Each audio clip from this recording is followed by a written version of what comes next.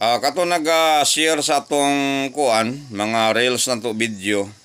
Nalabaya naman nato sila no sa atong shortlist. Gihatag na nato ang shortlist kato nag-share kato mga dili lock ang profile. Gilabaya na nato pero di ginako matabang tanan og kuano. Di ginako matabang og hulog sa inyo tanan kay pati daghanag yung nag-share. Mo nang gingon ako katong nag-share sa atong mga reels na to video. Na nalabayan nato siya para karong 2 PM to 5 PM. Mintin na lang to ninyo ha. Mintin na lang to ninyo, tulok adlaw lang to. Ang atong short race. Tsaka ilan nyo nagtulok adlaw. Pero kini ato, dili pag hindi siya ingon nga sigurado ni siya. Kay Pedro pamanggod. Pero basin daig mo sintro day atong short race. Di ba?